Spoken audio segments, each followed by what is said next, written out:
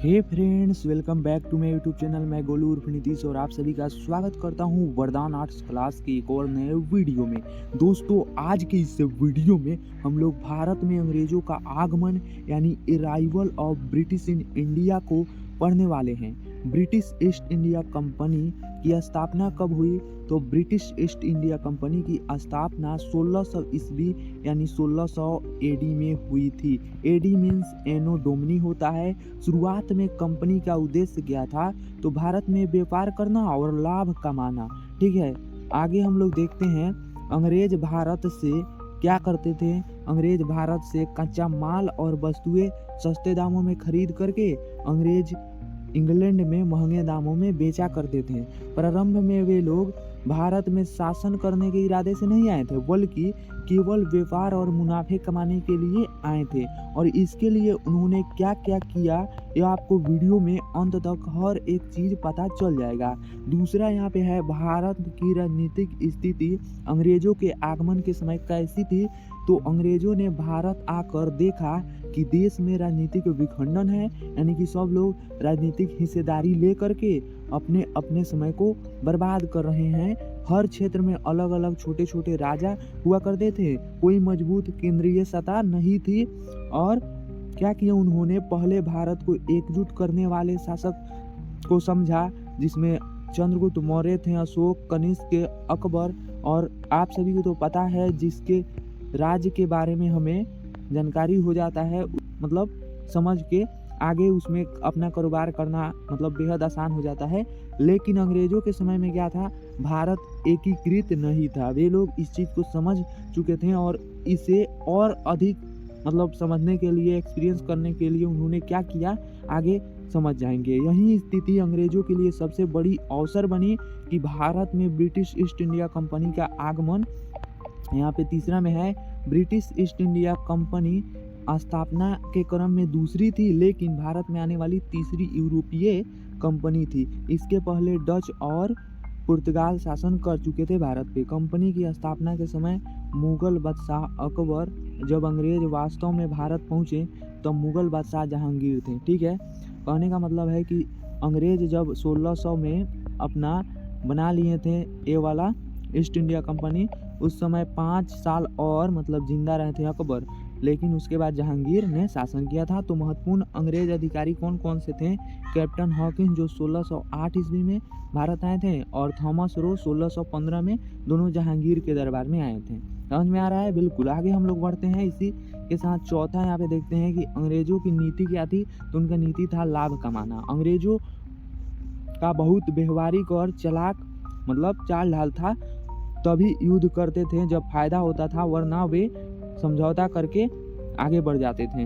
उनका लक्ष्य राजा बनना नहीं था। ठीक है, राजा बनना नहीं था, व्यापार बढ़ाना और पैसा कमाना था। यहाँ के भारत के राजा की मेंटेलिटी थी कि मैं राजा रहूँगा, मेरा नाम होगा।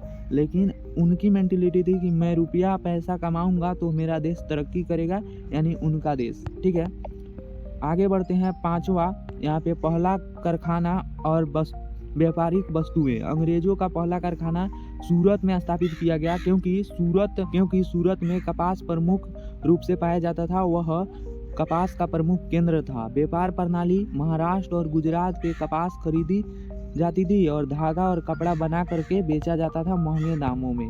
यहाँ पे देखिए इंग्लैंड में उसे भेजा जाता था और इंग्लैंड से डिजाइनदार कपड़े भारत में बेचे जाते थे, यानी यहीं से सामान लेकर के थोड़ा पॉलिश वगैरह मार करके बेच दिए, बात खत्म। ठीक है, सबसे अधिक लाभ वाले क्षेत्र थे कपड़ा, दवा, जमीन, रियल एस्टेट। यानी कि आप एक ज़मीन ले लीजिए और उस पर मतलब रूम वूम बना दीजिए, रेंट दीजिए, अथाह रुपया आएगा। दवा का दुकान खरीदिए, 10-15 रुपया का दवा 100 रुपया 150 में बेचिए। कपड़ा का कोई लिमिटेड नहीं है कितना में आएगा और कितना में बिकाएगा। ठीक है, यहाँ पे देखिए 6 नंबर में किलो का निर्माण। किलो का मतलब नाप तौल वाला किलो नहीं। ठीक है, अंग्रेजों ने व्यापार की सुरक्षा के लिए किले बनाए। किले मतलब फोर्ट सेंट जॉर्ज जैसे रेड फोर्ट है, लाल किला। फोर्ट विलियम कलकत्ता में इंग्लैंड के राजा विलियम के नाम पर यह बनाया गया।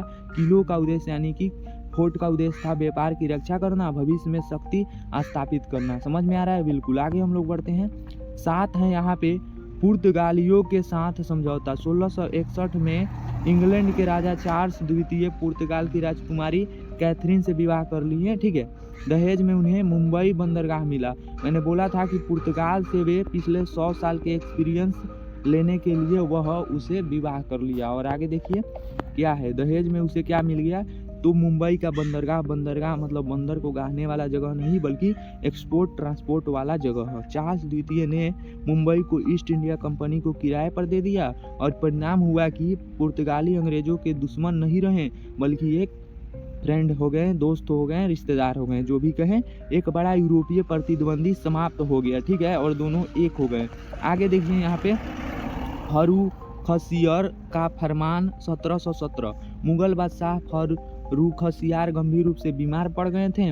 उन्हें बीमारी से छुटकारा दिलाने के लिए अंग्रेज डॉक्टर हैमिल्टन ने उनका इलाज किया। बदले में उन्हें अंग्रेजों को शाही फरमान दिया गया। शाही फरमान मीन्स देखिए, अंग्रेज बिना शुल्क के व्यापार कर सकते थे, ठीक है, मतलब सीमा शुल्क का मतलब हुआ किसी भी एरिया में बिना वो टैक्स दिए अपना व्यापार कर सकते थे। इसे कहा जाता है भारत में अंग्रेजों का मैग्ना कार्टा। मैग्ना कार्टा इसे कहा जाता है। तो पूछा जाए मैग्ना कार्टा क्या है, तो भारत में फरमान दिया गया था उन्हें कि सीमा शुल्क नहीं लगेगा, बिजनेस करो कहीं भी। इससे अंग्रेजों की आर्थिक स्थिति बहुत बढ़ गई। और 9 में पढ़िए प्रमुख युद्ध और अंग्रेजों की सफलता।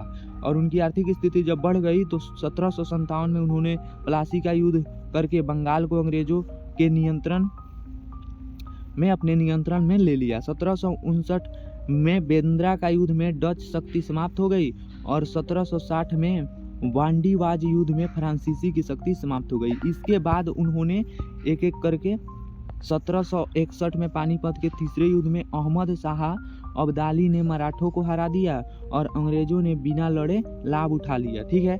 1764 में बक्सर का युद्ध हुआ और अंग्रेजों ने मुगल बादशाह शाह आलम द्वितीय को हराया। निष्कर्ष पे अब आते हैं और वीडियो को यहीं पे समाप्त करते हैं। इन युद्धों के बाद देखिए, इन युद्धों के बाद क्या हुआ, भारत में अंग्रेजों का कोई बड़ा विरोधी नहीं बचा। अंग्रेजों ने सीधे राजा बनने के बजाय राजा को कहा कि हाँ भाई तुम इस एरिया में रहो और मुझे आधा धन दौलत दे देना, मैं तुम्हारे राज्य को कुछ नहीं करूँगा। भारत से धन और संसाधन निकालने की प्राथमिकता दी और भारत से लूटा गया धन इंग्लैंड में भेज दिया गया और यूरोपीय युद्धों में खर्च किया गया। तो यह वीडियो आप सभी को कैसा लगा? वीडियो पसंद आया तो वीडियो को लाइक करके शेयर कर दीजिए, कमेंट करना है कर दीजिए। मिलते हैं किसी अन्य वीडियो में, तब तक के लिए जय हिंद, जय भारत, वंदे मातरम।